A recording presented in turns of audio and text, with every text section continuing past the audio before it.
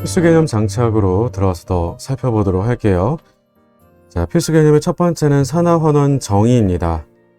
기본적으로 우리가 정의를 제대로 좀 알아둘 필요는 있겠죠? 다시 한번 확인해 보자라고 하면 산화환원이다라고 하는 것에 대한 정의는 산화는 전자를 뺏긴다라고 생각하면 돼요. 환원은 전자를 뺏어 가는 거고요. 이유는 간단합니다.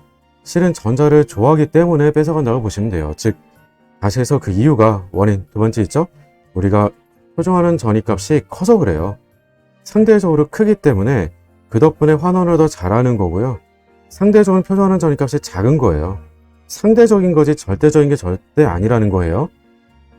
그래서 작기 때문에 우리가 전자를 뺏기고 그 결과로서 주의점은 그 결과로서 우리는 산화수가 증가되고 산화수가 감소가 되는 것을 볼 수 있다는 거예요. 그걸 누굴 통해서 볼 수 있어? 그러면 산화수 우선순위 규칙에 따라서 산화수가 증가되는지 계산 결과로 혹은 산화수가 감소되는지를 통해서 우리는 산화환원을 구별할 수 있겠다라고 하는 거죠. 물론 그 원이 되는 것 통해서도 우리가 주의점 가운데 하나는 그러면 표준환원 전위가 작으면 무조건 뭔가 다 작을 거냐? 그렇지 않다는 거죠. 표준환원 전위가 작다는 건 그만큼 전자를 뺏는 능력이 떨어진다는 얘기고 전자를 뺏는 힘이 떨어진다는 얘기는 그만큼 전자를 잘 뺏긴다는 거니까 남을 잘 환원시켜줄 수가 있겠고 그러니 우리가 환원력이 크다라고 얘기하는 거예요. 그 말을 반대로 얘기해주면 산화력이 크다라고 말해줘도 되겠죠. 그래서 지금까지는 아마 산화되는 것들을 기준으로 많이 생각해 왔다면 앞으로는 환원되는 것을 기준으로 우리가 기준점으로 좀 삼아두고 기억을 해두고 있으면 좀 편할 거예요. 그러니까 전자를 뺏는 것 기준에서 기억을 해두겠다. 전자를 뺐으면 남을 잘 산화시켜준다 라고 하는 것 한 가지 기준 삼아두면 거기에서 나머지는 거의 다 반대로 간다라고 생각을 가져가 주면 좀 더 쉽게 정리가 될 수 있고 덜 헷갈리게 될 거예요. 앞서 얘기했던 것처럼 그래서 우리가 환원하는 물질은 자신은 환원하면서 남을 산화시켜주는 물질이라고 했던 것 이런 것도 우리 구별해서 기억 좀 잘해두자라고 했던 것. 자, 그럼 앞에서도 문제 풀 때 등장하기도 했었지만 두 번째는 정의를 잘 알아둔다라고 하더라도 우리가 문제에서 틀릴 때가 있는 이유 중에 하나는 뭐냐면 산화수 규칙대로 산화수를 잘 계산하지 못할 때예요. 산화수 규칙대로 계산해서 그 전자수만큼을 서로 똑같이 주고받는 게 가장 핵심이죠. 즉 위에다가 표에다가 표시를 해놓기도 했지만 동시에 똑같이 전자 개수를 주고받아야 된다는 게 메인 핵심이에요. 그걸 우리가 확인하려고 하면 즉 결과적으로 확인하려고 하면 뭐가 필요하다고요? 산화수 계산이 필요하다고요. 이 산화수 규칙에 대한 부분은 수업 시간에도 늘 당부드리지만 어떤 것에 대한 규칙이냐라고 했을 때는 계산에 대한 규칙이에요.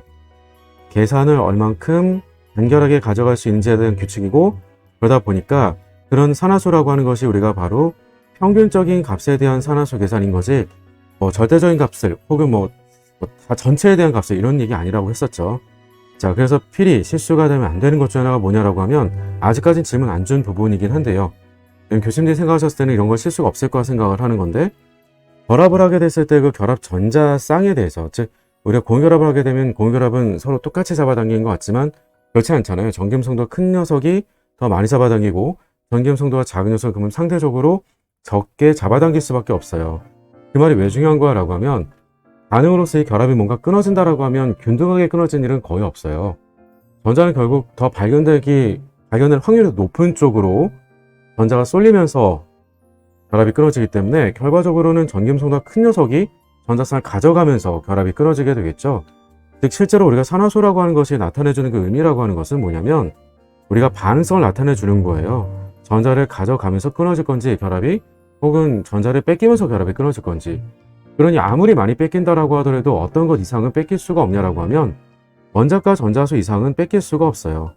즉 최대 산화수라고 하는 것은 반드시 원자과 전자수보다 같거나 작다 정도가 되는 거라서 그 최대 산화수 기준을 해서 생각해 보다 보면 우리가 산화수 규칙대로 계산했을 때 가끔은 아주 희한할 정도의 분수가 나오기도 해요.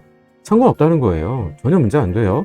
그러니까 그런 것도 오해하지 마시고 우리가 산화수 규칙대로 계산해 주되 최대 산화수를 넘어갈 수는 없는 거다라고 하는 거 꼭 기억해 두시고 그리고 항상 우선순위대로 계산해 주시는 게 필요하겠죠. 첫 번째 룰을 만족하면서 두 번째 만족하면서 세 번째 만족되면서 네 번째 만족되면서 나머지 정도까지만 규칙대로 계산해주고 그런 것들을 통해서 우리가 반드시 이동한 전자의 몰수가 서로 동일하게 맞춰주고 그를 통해서 문제를 풀 때 우리는 결국 몰당 이동한 전자수라고 하는 질문이 나올 때는 항상 어떤 걸 가지고 푼 거냐라고 하면 개수비는 곧 반응한 몰수비라고 하는 것과 그대로 연관 지어서 개수비대로 문제를 푼다라고 하는 것. 여긴 이유가 좀 있죠. 왜냐면 산화수가 바뀌지 않더라도 산화수가 바뀐 화학종과 바뀐 원자가 같이 포함돼서 개수가 달라질 수도 있어요. 그러니까 그런 문제가 출제가 된 적이 있기 때문에 우리가 주의가 좀 필요하다라고 하는 겁니다. 자, 마지막으로 우리는 균형 방식 작성하는 것에 대해서 앞에서도 제가 강조를 좀 드렸고요. 그 첫 번째는 가장 기본적인 형태라고 생각하시면 돼요. 즉 원소 균형 맞춰주고, 여기서 원소 균형 얘기한다는 게 뭐겠어요? 산화수가 달라진 화학종들에 대해서 우리가 먼저 확인을 해 두는 거죠. 그리고 나서는 이동한 전자수 동일하게 맞춰줍니다. 그리고 끝내지 말고 반드시 수소나 산소의 산화수가 바뀐다면 모르겠지만, 그렇지 않다라고 한다면, 산화수가 바뀐다면 모르겠지만 그렇지 않다라고 한다면 이걸 제외한 나머지들에 대한 산화수 변화 없는 화학종들에 대해서도 반드시 원소 균형을 먼저 맞춰주실 것을 간곡히 당부를 드려요. 왜냐면 여기까지만 해도 거의 답이 나오는 문제들도 있어요. 그리고 나면 반드시 그 다음에는 전화균형 꼭 맞춰준다라고 하는 거죠. 전화균형 맞춰줄 때는 우리가 산성 수액에서는 H+로, 그리고 염기성 수액에서는 OH-를 방식에 더해줘서, 그 개수를 더해줘서 양쪽에 우리가 전하가 동일하도록 맞춰준다는 것. 그렇게 되면 당연히 양성자가 더 써지거나 아니면 수산화기라고 하는 OH-가 더 써질 수 있잖아요. 그럼 그 과정에서 당연히 수소나 산소수가 늘게 되는 거니까, 그럼 진짜로 그 늘게 된 것까지 다 쳐줘야지 완벽하게 이제 균형이 맞아 떨어지겠죠. 그러니까 마지막은 검산이에요. 그래서 균형 완결되도록 우리가 균형 방식 완결하는 과정에서 우리가 검산해준다라고 하는 것은 수소나 산소수에 대해서 우리가 어차피 스윙사이즈의 반응이기 때문에 물분자를 반응식에 더해줘서 우리가 검산해서 마무리를 짓는다라고 하는 것들이 가장 기본적인 형태로서 기억해 주실 균형 방식 작성하는 순서라고 기억을 꼭 해두시고요. 여기서부터 응용해서 여러분들이 문제를 푼다라고 생각하시면 돼요. 그 중에서도요, 유형별로 해서 좀 구별을 해둔 거예요. 유형별로 우리가 균형 방식 작성법이다라고 하는 것은 앞서처럼 산화수가 계산될 때 얘기예요. 산화수 계산 가능하다라고 하면요, 그럼 그냥 그대로 해주면 돼요. 자, 근데 문제는 뭐냐면 산화수 계산까지는 가능했는데 가끔 가다가 생성물을 안 줘. 그러니까 생성물을 빈칸 뚫어놔요.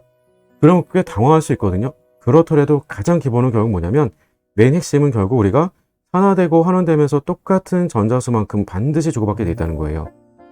그러니까 그걸 맞춰가지고 우리가 양쪽에 원소균형을 맞춰간다라고 생각을 해두시면 그럼 또 문제 깔끔하게 풀 수가 있어요. 물론 이런 문제들은요, 옆에다가 하나를 좀 더 써두세요. 뭐냐면 그냥 주지는 않아요. 즉 산화수 계산 가능하고 미지 생성물로서 빈칸 뚫어놨잖아요. 그러면 반드시요, 반드시 균형은 다 작성이 되어 있어요. 균형 방식 작성이 되어 있는데 빈칸인 거니까 전자 몇 개 주고받는지 모르겠죠. 그리고 균형이 잡혀져 있지만 다 써준 건 아닌 거죠. 일부만 안 써주고 한 게 있다는 거죠. 그러니까 그거 보면서 맞춰가는 게 좀 필요하다는 얘기예요. 마지막은 이미 앞에서 대표 유형 가지고 본 겁니다. 제일 까다로운 케이스예요. 뭐냐면 산화수 계산도 안 돼요. 그리고 균형 방식은 작성이 되어 있어요. 물론 여기다 빈칸까지 들어오면 진짜로 문제 못 풀어요. 그렇게는. 대신 이러면 우리가 균형이 다 맞춰져 있다는 말의 의미가 우리가 거꾸로 생각해보면 되겠죠. 그 말은 반응물, 생성물의 원소 균형, 전하 균형 다 맞춰져 있다는 얘기예요. 그러니까 그걸 가지고 거꾸로 우리가 등식 관계로 식을 쭉 써보게 되면 간단하게 풀어갈 수 있을 거라는 얘기입니다. 그러니까 절대로 겁먹지 마시고 무조건 풀린다 이 생각 가지고 풀어가실 필요가 늘 있다는 얘기예요. 자, 그리고 산화환원에 대한 적정. 이런 얘기들을 왜 하는 거니라고 하면 결국 그런 반응들을 이용해서 산화환원 반응의 균형 방식 작성을 통해서 우리는 적정하고 싶은 거예요. 적정이 뭐였죠? 적정은요, 부피를 측정한다라고 얘기를 드렸고요. 왜 부피를 측정하지? 미지수의 농도 알고 싶어서요. 그죠? 그게 목적이에요. 분명히. 산염기 때 우리가 그 목적에 맞는 질문보다 여타의 추가적인 질문들이 많다 보니까 자꾸 적정의 목적에서 뭔가 조금 벗어나는 것들을 보기 마련인데, 산화환원 적정은 거의 그런 것 없어요. 항상 그 미지수에 대한 농도를 알기 위해서 부피 측정을 하게 되는 실험을 얘기를 하게 되는데요. 특히 산화환원 적정이 중요하게 강조되는 이유가 있어요. 산염기와는 다르게 지시학이 없습니다. 그 이유라고 한다면 앞에서도 우리가 반응식에서 보게 되면 전해금속들이 많이 산화물을 구성하게 되죠. 그럼 전해금속은 우리가 알고 있는 대로 색깔을 좀 잘 띌 수 있잖아요. 어떻게 결합하느냐에 따라서 색깔이 달라질 수 있겠죠. 그러니까 반응물이나 생성물들의 그 자체 색깔을 이미 띠고 있어요. 그러다 보니까 반응하면서 그 변색이 일어나게 되는 것들이 드라마틱하게 아주 빠르게 잘 일어난다는 데 있어요. 그러다 보니까 지시학이 따로 필요가 없다는 거죠. 물론 그런 물질들 가운데서 몇 가지는 좀 암기도 하고 있어야 되기도 하겠죠. 자, 기왕 쓰는 김에 여기다 몇 가지 암기할 것만 조금 더 써보도록 할게요.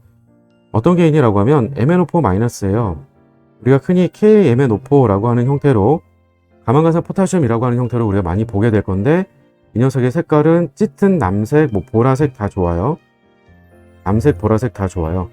이 녀석의 산성 수액에서 우리가 바뀌게 되면 망간 2+로 바뀌어지게 되거나, 아니면 연계성 수액에서는 MnO2로 망간 산화물의 형태로 바뀌어요. 어쨌든 이 녀석이 산화환원의 결과로서 무조건 환원하게 되어 있는 건데, 그 형태가 MnO2가 돼주던 혹은 망간 2+가 우리가 만들어지던 어느 쪽이 돼도 상관은 없어요. 이들에 대한 건 색깔이 다 무색입니다. 그래서 우리가 색깔 양쪽 다 암기가 좀 필요할 거고요. 또 한 가지는 지시학이 사용되는 경우도 있어요. 언제냐라고 하면 우리가 반응해서 아이오딘을 사용하게 되는 케이스예요. 아이오딘이 우리가 I3- 요드를 만들게 되면 여기다가 우리가 녹말을 지시학으로 넣어줘요. 그러면 녹말이 우리가 결합을 하게 됨으로 인해서는 그 색깔이 우리가 짙은 남색을 띠게 된다라고 하죠. 얘도 마찬가지로 보라색 이런 정도 생각하시면 돼요. 상관없어요. 얘가 쪼개지게 되면, 그러면 쪼개지면 우리는 I2하고 우리가 I-로 쪼개질 수가 있을 텐데요. 다음같이 쪼개지게 되면 바로 그 색깔이 우리가 이것도 마찬가지로 무색이 된다라고 하는 겁니다. 물론 녹말이 있더라도 마찬가지라는 얘기예요. 물론 오랜 시간을 두면 뭐 변색돼서 뭐 색깔이 약간 좀 누리끼리 하게 되는 수도 있긴 하겠지만, 어쨌든 기본적으로는 무색이 된다라고 하는 것 정도로만 기억하고 계시면 되겠고, 이런 것들 말고도요, 크롬산화물 같은 경우요. 그러니까 중크롬산 이온이라든지 혹은 크롬산 이온 같은 것들 활용해가지고 주어지게 되면 이제 걔네들이 또 색깔이 있거든요, 좀. 그런 것들 다 활용할 수 있지만 그렇게 색깔을 모두 다 외우려고 하진 않아요. 그러니까 최소가 이 정도 되는 거니까 이 정도만 색깔 좀 암기를 하고 대비는 좀 해둘 필요는 있을 것 같아요. 왜냐면 어떤 색에서 어떤 색으로 바뀌니 이렇게 물어볼 수도 있지 않을까? 그래서 그래요. 아주 기본적인 거 좀 알아두자라고 하는 거고요. 자, 필수 개념을 통해서 우리는 산화환원 반응에 대한 주요 내용들, 그리고 균형파식 작성하는 세세한 유형별 방식까지도 다 확인해서 정리를 해봤습니다. 당연히 연계 잘 되려고 하면 개념 체크로 연습도 좀 필요하시겠죠? 꼭 연습해보세요. 연습해보시고, 그리고 나서는 대표 기출 문제로 다시 한번 적용시키는, 어떤 식으로 출제가 되고 어떻게 적용시킬 수 있는지 다시 한번 확인해 보도록 할게요. 지금 시작합니다.